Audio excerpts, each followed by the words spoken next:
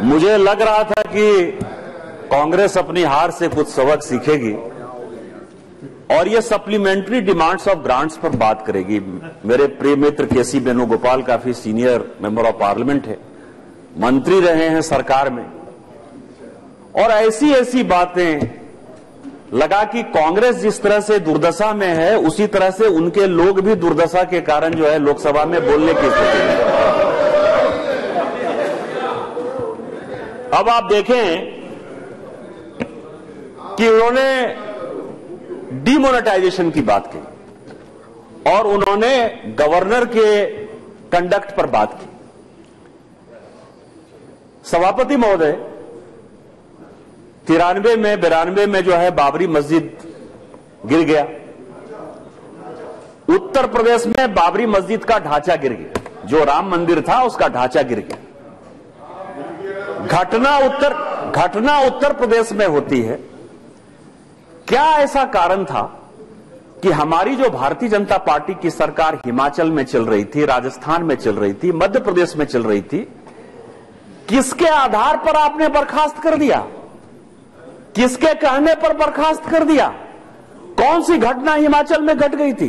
कौन सी घटना राजस्थान में घट गई थी?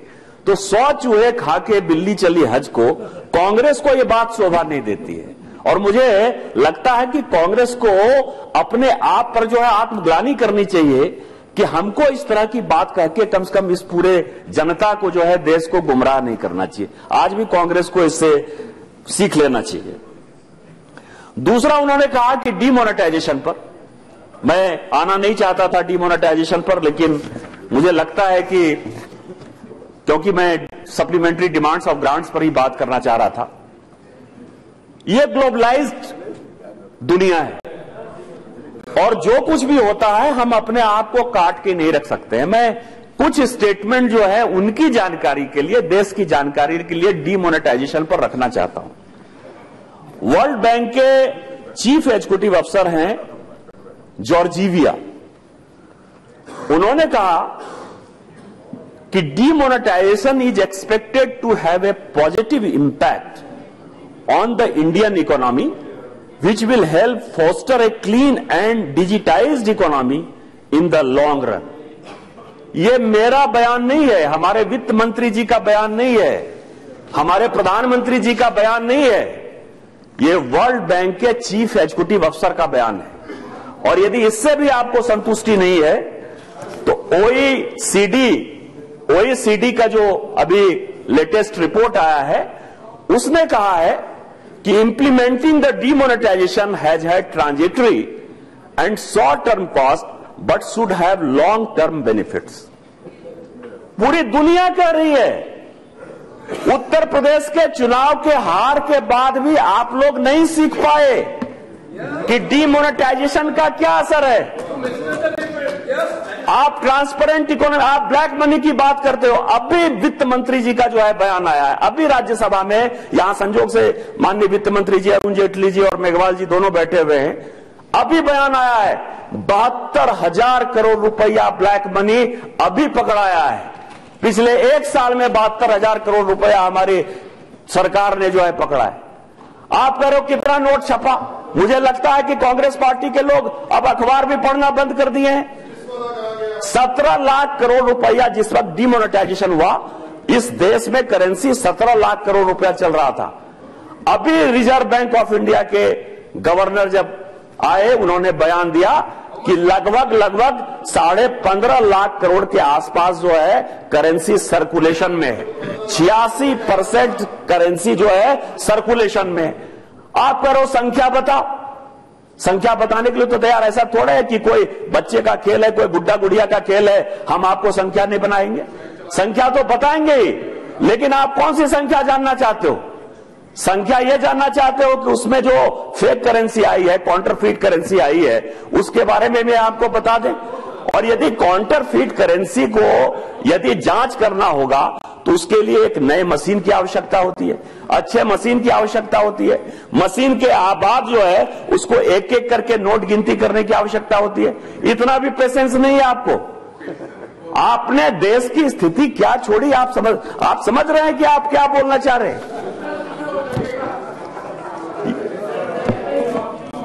वो तो बताएंगे, लेकिन मैं आपको बताऊं कि काउंटिंग में जो है आपको पूरी की पूरी, ये सरकार जब कोई डाटा लेकर आएगी तो कोई आपकी तरह डाटा लेकर नहीं आएगी ना, उल्टे सीधे डाटा लेकर। आपने अभी जितना डाटा दिया, ये ग्लोबलाइज्ड कंट्री है, ये जो सरकार है ये गांव, गरीब, किसान, महिला, मजदूर, शेड्यूल कास्ट, शेड्यूल ट्राइब सभी के विकास के लिए चिंतित है। और यदि इस सप्लीमेंट्री डिमांड्स ऑफ ग्रांट्स को देखेंगे, मैं आऊंगा उसी के ऊपर आऊंगा। आप ये देखिए कि डीमोनेटाइजेशन के बाद, सभापति महोदय, डीमोनेटाइजेशन के बाद पूरा अमेरिका जो है उसका रेट जो है वो हाई होने वाला है। यूरोप की हालत जो है बहुत खराब है। और ब्रेक्सिट होने के बाद उसकी क्या स्थिति होगी, ब्रिटेन की क्या स्थिति होगी, यूरोपियन यूनियन की क्या स्थिति होगी, दुनिया बहुत खराब स्थिति में चल रही है। पूरे देश भर से, पूरे दुनिया से यह खबर आ रही है कि चाइना की इकोनॉमी जिस तरह से ग्रोथ कर रही थी, वो चाइना की इकोनॉमी पूरी की पूरी डाउन चल रही है। लेकिन आप चाहे आईएमएफ की रिपोर्ट देख लीजिए, चाहे वर्ल्ड बैंक की रिपोर्ट देख लीजिए, चाहे इकोनॉमिस्ट का देख लीजिए कि हमारी इकोनॉमी 7% के लेवल से बढ़ रही है। किसके कारण बढ़ रही है? उसी माननीय प्रधानमंत्री जी के नीतियों के कारण बढ़ रही है, उसी वित्त मंत्री जी के नीतियों के कारण बढ़ रही है। क्या आपको यह कहना है कि नहीं 7% से इकोनॉमी बढ़ रही है? इसके बाद मैं आपको बताऊं कि एक्सपोर्ट ग्रोथ कितना है। कोई भी देश की इकोनॉमी किस तरह से बढ़ती हुई नजर आ रही है। पिछले साल के मुकाबले इस साल 8.5% के आसपास एक्सपोर्ट ग्रोथ है। एक्सपोर्ट ग्रोथ यदि हुआ तो इसका मतलब कि हमारी सरकार ने दूसरे देशों के साथ बायलैटरल संबंध अच्छे रखे होंगे, चीजें अच्छी रखी होंगी, और जिसके कारण यदि हम कुछ फायदा कर रहे होंगे तो एक्सपोर्ट कर रहे होंगे। इसके बाद जो कंज्यूमर प्राइस इंडेक्स है, सीपीआई, जो कि इन्फ्लेशन की बात करती है, आप ये समझिए कि आप कह रहे थे ना कि टमाटर का दाम ये हो गया, इसका दाम ये हो गया, इसका दाम ये हो गया, जीएसटी के कारण ऐसा हो गया। सीपीआई का रेट कितना है? 2.18%। ये मैं नहीं कह रहा हूं, ये सारे डाटा जो आरबीआई दे रही है, जो वर्ल्ड बैंक दे रही है, जो आईएमएफ दे रही है, जो ओईसीडी दे रही है, G20 दे रही है, मैं उस डाटा को कोट कर रहा हूं। उसी तरह से फॉरेक्स रिजर्व किसी भी कंट्री के मजबूती का एक सबसे बड़ा हथियार होता है। आपको पता है कि आज की डेट में जून 2017 में इस देश का फॉरेक्स रिजर्व कितना है? 382 बिलियन, 382 बिलियन। कभी कांग्रेस ऐसा सोच ही नहीं सकती है, और सोच नहीं सकती है, तो इसलिए अपने दिल से जानिए पराये दिल का हाल। आपने देश की इकोनॉमी को चौपट कर दिया, एनपीए कर दिया, पूरे बैंक में ऐसे ऐसे लोगों को कर्जा दे दिया जो कि पैसा देने की स्थिति में नहीं है, सभापति महोदय। और इस कारण से आज ये 382 बिलियन यदि फॉरेक्स रिजर्व है तो इनको लगता है तमाशा दिखाई दे रहा है। इसके बाद आइए पर कैपिटा इनकम। हम जब इस देश में पैदा होते हैं तो कहा जाता है कि कर्ज में ही आदमी, जैसे किसान कर्ज में पैदा होता है और किसान कर्ज में ही मर जाता है, उसी तरह से पर कैपिटा इनकम किसी भी देश की इकोनॉमी को बढ़ाने के लिए, आपको पता है कि 2014 में इस देश का पर कैपिटा इनकम कितना था? इस देश का पर कैपिटा इनकम 74,000 था एक आदमी पर। आज 1,03,000 करोड़ है। किसने बढ़ाया पिछले 3 साल में पर कैपिटा इनकम? आपको यदि लगता है देश की इकोनॉमी के लिए ये चीजें नहीं है। इसके बाद मैं आपको बताऊं, इन सारे चीजों के बाद भी कांग्रेस को दिखाई देता है, मैं केवल ये कह रहा हूं कि किस तरह से ये बजट है और इस बजट में क्या क्या चीजें हैं। मुझे लगता था कि बजट पर बात हो, मैं ये बता रहा हूं, जैसे इस सप्लीमेंट्री डिमांड्स ऑफ ग्रांट्स में जो 12 है उसमें दिया गया है कि for providing budgetary support two units located in state of Jammu Kashmir, Uttarakhand, Uttar Himachal Pradesh, north and Sikkim. आप ये समझिए कि जीएसटी के कारण हमारी सरकार कितनी चिंता करती है। जब आपकी सरकार थी, जब माननीय अटल बिहारी वाजपेयी की सरकार थी, तो उसने जब अलग अलग स्टेट को बनाया, पहाड़ी राज्य को बनाया, तो उसको लगा कि यहां के लोगों को रोजगार देने के लिए हमको टैक्स इंसेंटिव देना चाहिए, टैक्स कंसेशन देना चाहिए, जिससे कि यहां उद्योग धंधा आए, यहां के लोगों को रोजगार हो।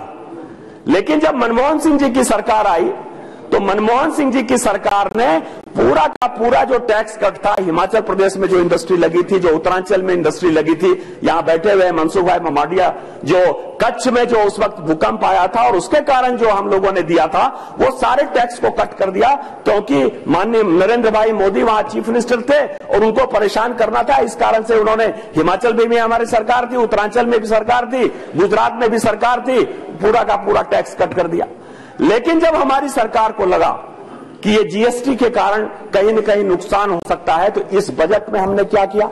हमने जम्मू कश्मीर की चिंता की है, हमने हिमाचल की चिंता की है, हमने नॉर्थ ईस्ट स्टेट की चिंता की है, हमने उत्तरांचल की चिंता की है। और यदि इसके लिए यदि हम सप्लीमेंट्री डिमांड्स ऑफ ग्रांट्स लेकर आए हैं, तो क्या आपको नहीं लगता कि इस देश के लिए जो है हमने एक अच्छा प्रयास किया है? उसके लिए आपको सपोर्ट करने की आवश्यकता है।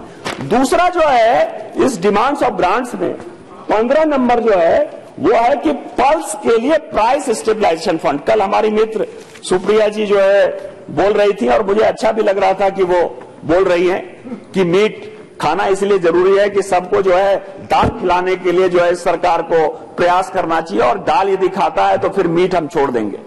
हम प्रोटीन दाल की ही बात है, तो मैं ये कह रहा हूं उसी प्रोटीन के लिए, क्योंकि पल्स का दाम लगातार बढ़ते रहता है और गरीबों की थाली में दाल आना चाहिए।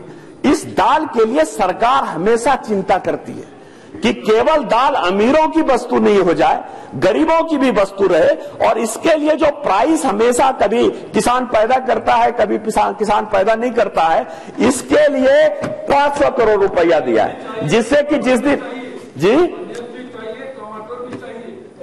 हाँ प्रोटीन के लिए मैं जी टमाटर के लिए भी जरूरी है कि नहीं? नहीं है, लेकिन मैं ये कह रहा हूं कि उसके लिए पहले से प्राइस स्टेबलाइजेशन फंड है मिस्टर मेहता। ये पल्स के लिए जो है, क्योंकि सभी चीजों के लिए जो कंज्यूमर कमोडिटी है, जो इसेंशियल कंज्यूमर कमोडिटी है, उसके लिए प्राइस स्टेबलाइजेशन फंड ये पहले से बनाने की बात चल रही थी, और उसमें विशेष तौर पर इस बजट में 500 करोड़ रुपए का जो है प्रावधान इस सरकार ने किया है। दूसरा जो हमने ये किया है कि प्रधानमंत्री ग्रामीण डिजिटल साक्षरता अभियान, अभी हम लोग एक कमेटी में थे, अब आप समझिए कि हम ये चाह रहे हैं कि पूरी की पूरी ट्रांसपेरेंसी हो जाए, और डिमोनेटाइजेशन के बाद जिस तरह से जम्मू कश्मीर में पत्थरबाजों की कमी आई है, मैं नक्सलाइट एरिया में रहता हूं, जिस तरह से नक्सलवादी गतिविधियों की कमी आई है, जिस तरह से काउंटरफीट और फेक करेंसी कम हुआ है, और जिस तरह से ट्रांसपेरेंसी की तरह सरकार बढ़ रही है, आप समझें कि इस देश का हालत क्या है। 125 करोड़ 130 करोड़ की जनसंख्या है सभापति महोदय, और मात्र 4 करोड़ लोग टैक्स देते हैं, 4 करोड़ लोग टैक्स देते हैं। व्यापारी जो है केवल 86 लाख, आप समझे कि 7 लाख 8 लाख जो है व्यापारी व्यापार करते हुए नजर आते हैं, केवल 7 करोड़ 8 करोड़, और केवल 86 लाख व्यापारी जो है अपने आप को रजिस्टर किए हुए हैं। तो जिस तरह से जीएसटी चल रहा है, जिस तरह से डिजिटल इकोनॉमी की तरफ हम बढ़ रहे हैं, उसके लिए साइबर सिक्योरिटी एक बड़ा विषय है। साइबर सिक्योरिटी, क्योंकि रोज जो है कोई बैंक एटीएम में आप समझिए कि फ्रॉड हो जा रहा है, कोई साइबर सिक्योरिटी जो है किसी चीजों को ले रहा है, भीम ऐप जो है वो हम उसको बढ़ावा देने के लिए प्रयास कर रहे हैं। इस कारण से सरकार जो है इसको लेकर आई, और लगभग 100 करोड़ रुपया उसने डाला है कि हम केवल घोषणा नहीं कर रहे हैं, हम केवल वादा नहीं कर रहे हैं माननीय प्रधानमंत्री जी, उसके लिए क्या क्या व्यवस्था हो सकती है वो इस बजट में लेके आए। मेरा कांग्रेस से यही तो आग्रह था कि कम से कम सप्लीमेंट्री डिमांड्स ऑफ ग्रांट्स को यदि अच्छा से पढ़ लेते तो आपको पता चलता कि ये सरकार जो है किस तरह से आगे बढ़ रही है। उसी तरह से मैं आपको बताऊं कि जीएसटीएन और पेट्रोलियम दो चीजें हैं, डिमांड नंबर 35 और demand number 72। Demand number GST के लिए है, वन सर्विस वन टैक्स, और दूसरा पेट्रोलियम जो राज्यों को रॉयल्टी और ये जाएगा। जब ये सरकार आई सभापति महोदय, तो सबसे बड़ा जो वैक्यूम था वो राज्य और केंद्र के बीच में इतना बड़ा गैप था कि मिसट्रस्ट था कि राज्य जो है केंद्र की कोई बात मानने को तैयार नहीं था। जीएसटी कोई हमारे कारण नहीं रुका था। मिस्टर महताब यहां बैठे हुए हैं, मिस्टर उदासी यहां बैठे हुए हैं, हम लोग सभी एक ही कमेटी के सदस्य थे। हम लोगों ने जीएसटी को पास कर दिया था, लेकिन जीएसटी यूपीए की सरकार इसलिए इंप्लीमेंट नहीं कर सकती थी कि जब उसने वैट इंप्लीमेंट किया, जब उसने सीएसटी इंप्लीमेंट किया, तो उसने राज्यों के साथ वादा किया कि आपका जो भी नुकसान होगा हम आपको देंगे, हम उतना पैसा देंगे। और मिस्टर वेणुगोपाल, आप रिकॉर्ड चेक कर लीजिए कि जब हमारी सरकार आई 2014 में, उस वक्त भी लगभग 33,000 करोड़ से लेकर 50,000 करोड़ रुपया तक जो है राज्यों का बाकी था। आपने जो राज्यों के साथ बात की, जब आप कोऑपरेटिव फेडरलिज्म की बात करते हैं, आपने राज्यों को पैसा नहीं दिया था। और इस मिसट्रस्ट के कारण जीएसटी इंप्लीमेंट करने को लोग तैयार नहीं था। और सबसे पहला जो जीएसटी में इस मोदी जी की सरकार ने और माननीय जेटली जी के साथ जो मीटिंग हुई, उसमें जो सबसे पहले हमने तय किया कि आपका जो बकाया पैसा है, जो यूपीए सरकार ने मार लिया, जो नहीं दिया, जो इकोनॉमी वो छोड़कर गई, जो बुरी स्थिति इकोनॉमी की वो छोड़कर गई, हम आपको पैसा देने को तैयार हैं। और हमने जो है फर्स्ट लॉट में 2010-11 से, एक पहले से नहीं, 2010-11 से लेके 2014-15 तक का लगभग 50,000 करोड़ रुपया दिया। और यही कारण है कि इसमें हमने जीएसटीएन के लिए और जो पेट्रोलियम प्रोडक्ट है कि कोऑपरेटिव फेडरलिज्म में राज्यों को यह अधिकार होना चाहिए, राज्यों को यह लगना चाहिए कि जो केंद्र कहती है, जो करती है, मोदी जी के नेतृत्व में जो सरकार आपसे वादा करती है, क्योंकि जीएसटी में एक बड़ा कॉम्पोनेंट है कि 5 साल तक यदि आपका नुकसान होगा तो 5 साल हम पूरा करेंगे। वही उसी स्थिति को पैदा करने के लिए ये 2 डिमांड जो है भारत सरकार लेकर आई है। इसके बाद मैं आपको बताऊं कि जिस तरह से ये इकोनॉमी बढ़ रही है, जिस तरह से युवा बढ़ रहे हैं, उसी तरह से बूढ़े भी बढ़ रहे हैं।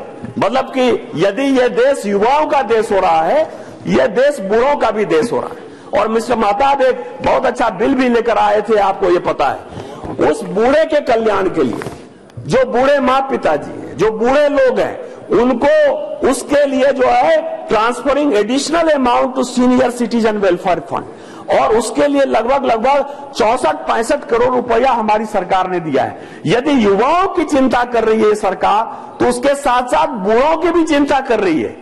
तो मैंने जो आपको कहा कि गांव, गरीब, किसान, बूढ़े, शेड्यूल कास्ट, शेड्यूल ट्राइब, उसके लिए मैं 5 मिनट में जो है अपनी बातें खत्म कर लूंगा।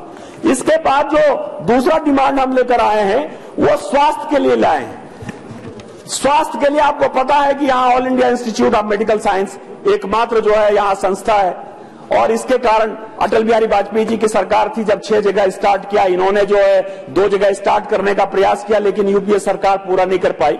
जब माननीय प्रधानमंत्री जी आए तो उनको यह लगा कि राज्यों से जो इतनी भीड़ आ रही है, सभी जगह भीड़ आ रही है, तो क्यों नहीं हम एम्स या एम्स की तरह का इंस्टीट्यूट जो है सभी जगह बनाए, जिसके कारण कि जो लोग यहाँ आते हैं उनकी संख्या कम हो जाए, उनको अच्छा इलाज मिले, पिछड़े के पिछड़े। और मैं धन्यवाद देना चाहता हूं कि मेरे क्षेत्र देवघर में भी माननीय वित्त मंत्री जी ने इसी बजट में जो है ऑल इंडिया इंस्टीट्यूट दिया है, और आप समझिए कि वहां उस पिछड़े इलाके को भी एम्स मिला है।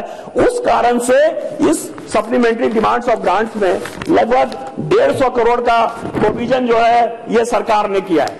इसके बाद इरिगेशन में आप ये समझें कि यदि हम कृषि उपज की बात करते हैं, बढ़ाने की बात करते हैं, इतने पॉपुलेशन को खिलाने की बात करते हैं, वीरेंद्र जी यहाँ लगातार किसान की बात करते रहते हैं, पूरे सदन में किसानों के ऊपर चर्चा होती रहती है, लेकिन किसानों को मूल्य तब मिलेगा, यहाँ के लोगों को खाना खिलाना तब मिलेगा जबकि हम ऐसी व्यवस्था करेंगे जो सिंचाई की सुविधा हो पाए, इरिगेटेड लैंड को बढ़ा पाएंगे। 30%, 35% से ज्यादा इरिगेटेड लैंड बढ़ नहीं पाए हैं। मैं जिस राज्य से आता हूं वहां मुश्किल से 9%, 10% इरिगेटेड लैंड है। इस सरकार ने क्या किया, और 40 साल से 50 साल से कृषि की योजनाएं चल रही है, पूरी ही नहीं हो रही है। टाइम बॉन्ड में इस सरकार ने एक फंड का क्रिएट किया प्रधानमंत्री सिंचाई योजना के अंतर्गत, और 92 ऐसे प्रोजेक्ट उसने चुने जिसके कारण कि हम किसानों को सिंचाई का साधन दे पाएं, इरिगेटेड लैंड को बढ़ा पाएं, और जिससे खेती का रकबा जो है वो बढ़ पाए। एक फसल जहां होती थी वहां 2 फसल हो, जहां 2 फसल हो रही है वहां 3 फसल हो, उसमें इसका बजट का। और उसी तरह से सॉइल हेल्थ कार्ड कैसे बनेगा, कृषि कल्याण के लिए सेस कैसे होगा, डेयरी के लिए कैसे डेवलपमेंट होगा, इस तरह की बात जो है।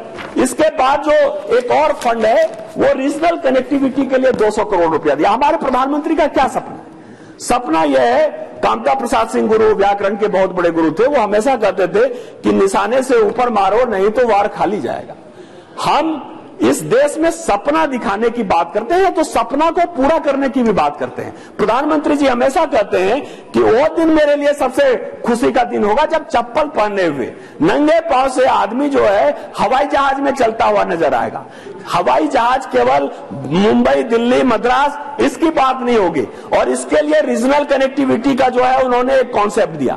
रीजनल कनेक्टिविटी का कॉन्सेप्ट दिया, उस पर तरह तरह की चर्चा हो रही है। उस कॉन्सेप्ट को पूरा करने के लिए इस बजट में सप्लीमेंट्री डिमांड्स ऑफ ग्रांट्स में जो है 200 करोड़ रुपया भारत सरकार ने दिया है। आप ये समझिए कि गांव गरीब का बच्चा बिना चप्पल के या चप्पल के साथ यदि हवाई जहाज में चढ़ता हुआ नजर आए, आपको क्या परेशानी है? आपको उसके लिए बड़ाई करना चाहिए कि आपको उसका शिकायत करना चाहिए? आप ये बताएं। उसी तरह से कला और संस्कृति, हमेशा आप कहते हैं कि टूरिज्म एक बहुत बड़ा विषय है सर, और हम ये मानते हैं कि कोई भी देश में रोजगार का यदि कोई साधन क्रिएट कर सकता है तो रोजगार का सबसे बड़ा साधन जो है टूरिज्म है। यदि लंदन आगे बढ़ा, सिंगापुर आगे बढ़ा, यदि पेरिस आगे बढ़ा तो उसका कारण ये है। तो उस तरह से सर्किट, बस मैं 2 मिनट में अपनी बात खत्म करूंगा। तो उस तरह से आप समझिए कि टूरिज्म को बढ़ाकर लोगों को रोजगार, जिस रोजगार की आप बात करते हैं, रोजगार की बात है। और यहाँ सुप्रिया जी बैठी हुई हैं और सारी महिलाएं बैठी हुई हैं। एक और जो बड़ा फंड हमने 2181 करोड़ का दिया है वो मैटरनिटी बेनिफिट के लिए दिया है। महिलाओं को माल न्यूट्रिटेड बच्चे पैदा नहीं हो, महिलाएं एनीमिक नहीं हो, उनको मातृत्व अवकाश मिले, उनको पैसा मिलता रहे। मैं ये कह रहा हूं कि यदि इस तरह का सप्लीमेंट्री डिमांड्स ऑफ ग्रांट्स हम लेकर आए हैं तो इसके लिए कांग्रेस या सारे पॉलिटिकल पार्टी को अपना मदद करना चाहिए, बात करना चाहिए। सप्लीमेंट्री डिमांड्स ऑफ ग्रांट्स पर बात करना चाहिए, उल्टा पुल्टा बात करना। मैं केवल ये कहूंगा कि ये सरकार गरीबों की समर्पित सरकार है और एक ही मूल मंत्र है, ओम सहना भवतु सहना भुनत्तु सावीर्यं करवा वहे तेजस्विना मदीत मस्तु मद मां विद विषा वहे। ओम शांति शांति शांति। जय हिंद, जय भारत।